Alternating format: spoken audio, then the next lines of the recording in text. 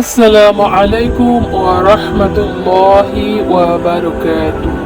সম্মানিত ভিউয়ার্স, ইনশাআল্লাহ সকল সমস্যার সমাধান চ্যানেলের পক্ষ থেকে আপনাদের সকলকে খুশামদিদ। আবারও চলে এসেছি আপনাদের মাঝে একটি নতুন ভিডিও নিয়ে।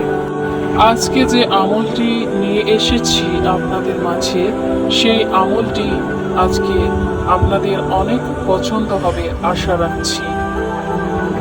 আপনাদের মনের কষ্ট দূর করার জন্য আজকের এই আমলটি, সমস্ত নিয়ম মেনে যদি আপনারা এই আমলটি করতে পারেন তাহলে অবশ্যই আপনারা গ্যারেন্টি সহকারে 100% ফলাফল পাবেন ইনশাআল্লাহ।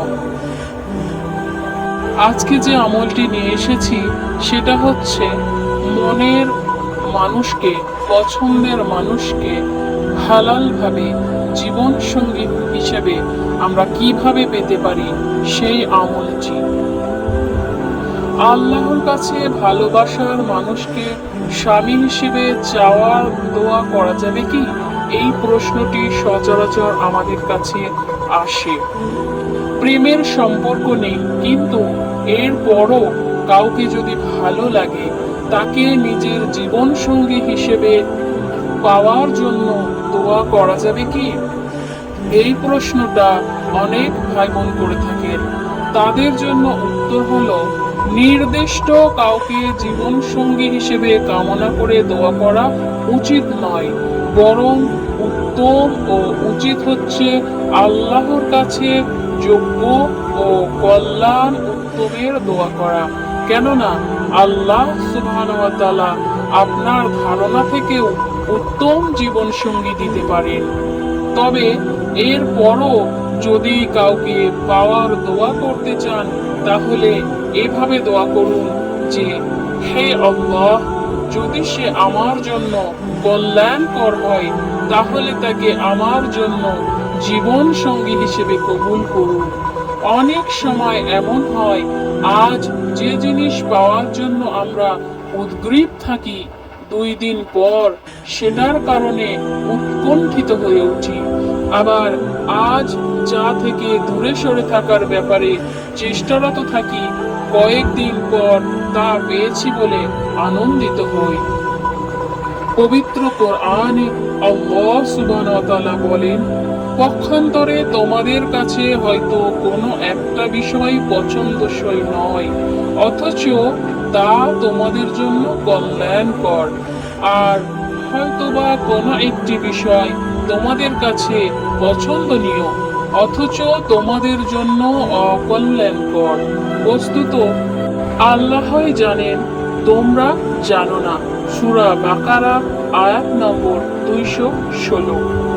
প্রখ্যাত মুসলিম মনীষী আল্লামা ইবনুল জাওজি রাহিমাহুল্লাহ বলেন, আল্লাহ তাআলার কাছে কোনো কিছু নির্দিষ্ট করে চাওয়া থেকে বিরত থাকবে, তবে কোনো কিছু নির্দিষ্ট চাওয়ার কল্যাণের দোয়ার সঙ্গে যুক্ত থাকলে অসুবিধা নাই।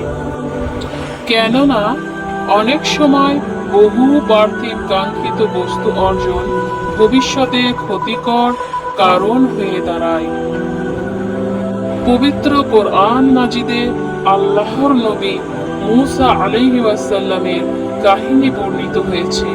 সেখানে মূসা আলাইহিস সালাম একটি দোয়াও এসেছে, যে দোয়া পড়ার পর আল্লাহ তাআলা তার জন্য থাকা খাওয়ার ব্যবস্থা করেছেন, তার আশ্রয়ের পাশাপাশি উত্তম জীবন সঙ্গিনীরও ব্যবস্থা করে দিয়েছেন। সেই দোয়াটি হলো, রব্বি ইন্নী লিমা আনজালতা ইলাইয়া মিন খায়রিন ফাকির। সম্মানিত ভিউয়ার্স, এই দোয়াটি আমি আমার স্ক্রিনের উপর লিখে দেব, এটি দেখে আপনারা মুখস্থ করে নেবেন।